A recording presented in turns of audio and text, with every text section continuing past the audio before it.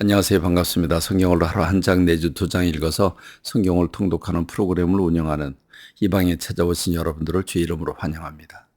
하나님께서는 사람들에게 생각하고 느끼고 의지로 다스리는 인격이라고 하는 하나님의 영적 존재로 창조해 주셨습니다.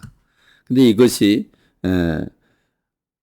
하나님께서 원하시는 생각을 하고 또 감정을 잘 조절하고 다스리고 그렇게 하나님이 원하시는 삶을 인격을 갖추는 그런 삶을 산다면 얼마나 감사하겠습니까?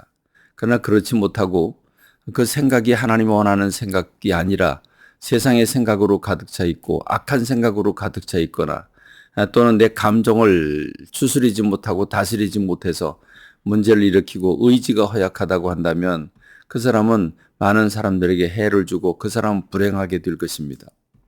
그렇습니다. 오늘 하나님께서 주신 이 하나님의 그 영적 존재로서의 인격이 어떻게 쓰임을 받고 있는지가 대단히 중요한 일인데 사사시대를 특징한다고 한다면 사사기 21장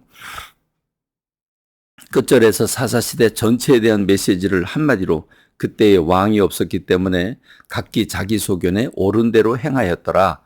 다시 말하면 자기 소견에 옳은 대로, 자기 생각에 옳은 대로, 자기가 느끼는 대로 행동했다는 것을 말해주고 있습니다. 그래서 그 예들을 여러 가지 보여주고 있죠. 에브라임 산지에 레위 사람이 있는데 이 레위 사람이 경건하게 살아야 하고 모범이 되어야 할 그 레위 사람이 첩을 들이고 그리고 첩은 또 바람을 피우고 도망을 가고 데리고 오는 와중에 그 기본이라고 하는 성 중에 머물게 되지만 아무도 나그네를 대접하지 아니하고 마침내 그 늦게 노인이 나타나서 에브라임 산지 동양 사람을 찾아가지고 그래서 그 사람의 인도를 받아서 그 사람 집에 들어가 쉬려고 했는데 그 동네 불량배가 찾아와 가지고 그 내놓으라고 그래서 동성애를 하자고 내놓으라고 그러죠. 그러나 내놓지 않자 난리가 났습니다. 그래서 첩을 내놓습니다. 첩을 밤새도록 집단 강간을 하고 죽게 되죠. 그 죽은 모습을 보고 레위 사람은 어쩌자고 또 그 여인을 토막내 가지고 이스라엘 사람들에게 다 보냅니다. 12지파에게 보내니까 그들이 흥분을 해서 몰려왔는데 40만 명입니다. 그래서 그 불량배를 내놓으라고 우리가 그 악을 처단하겠다고 하지만 베냐민 사람들이 싸고 돌고 내놓지 않습니다. 그래서 결국 전쟁이 일어나죠. 하나님께서 원치 않은 이런 삶을 사는 사람들을 바라보고 이스라엘 전 지파 사람들에게도 베냐민 지파에게도 하나님께서 징계를 내리십니다. 그래서 그들 스스로 싸워서 이스라엘 사람들은 4만 명이 죽고 또 베냐민 지파는 다 2만 6천 명이 다 죽고 600명이 살아남아서 광야로 도망을 갑니다. 이렇게 되니까 이제 남아있는 이스라엘 사람들이 베냐민 지파가 살고 있던 그 성읍으로 가서 남녀노소 할 것 없이 다 죽입니다. 그리고 집들을 다 불태웁니다. 그리고는 씩씩거려서 그들이 이렇게 얘기를 합니다. 우리 베냐민 지파를 제외놓고 나머지 11지파 사람들이 베냐민 지파의 사람들에게 딸들을 주지 말자. 딸들을 주면 저주를 받을 것이라고 맹세를 합니다.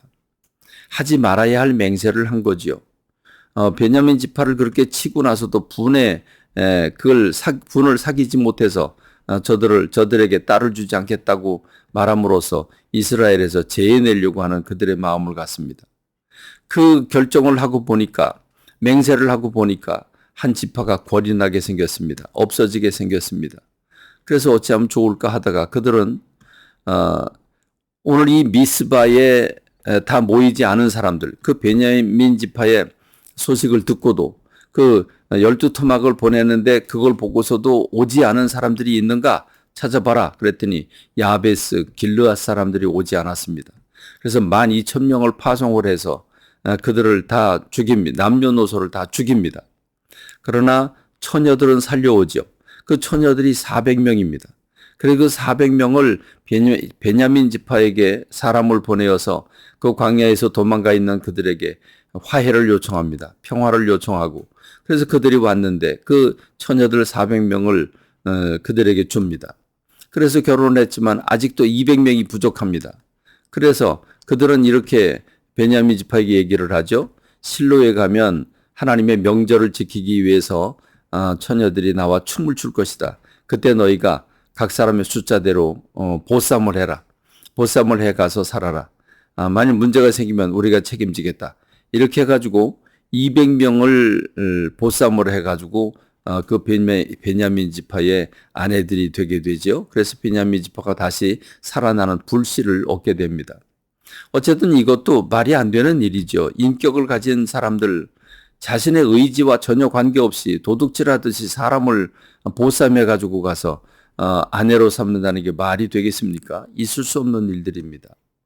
그러니까 누가 그런 맹세를 하라고 시킨 것도 아닌데 맹세를 함으로 말미암아 그 딸을 주지 않겠다고 얘기를 하고, 그리고 그 베냐민 지파가 이제 없어지게 생겼으니까 참석하지 않은 사람들을 쫓아가서 다 죽이고, 그들은 뭔 죄가 그렇게 있어서 그렇게 죽여야 합니까?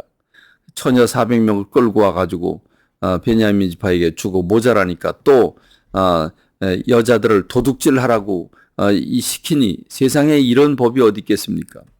이 사사시대를 한마디로 말하면 자기 소견에 옳은 대로 살았더라. 자기 마음대로 살았더라. 자기 생각대로, 자기 감정대로, 자기 느끼는 대로 살았다는 것을 말해주고 있습니다. 근데 여러분, 이 얘기가 누구의 얘기입니까?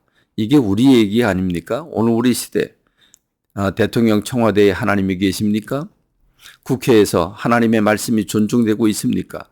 시장 바닥에서 또는 기업가들이 또는 그 K-팝 노래를 부르는 그 문화 현장에 하나님이 계십니까? 어디를 찾아봐도 하나님이 계시지 않습니다.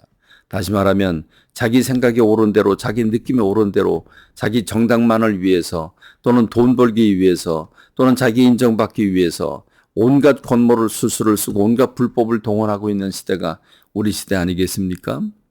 이런 시대 우리 믿는 사람들은 빛이 되고 소금이 되어야 할 것이고, 하나님의 말씀을 붙잡고 주님을 기쁘시게 하는 주의 사람들이 되어야 될 것입니다.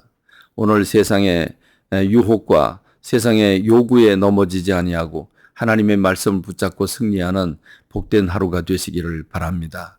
감사합니다. 말씀 맺겠습니다.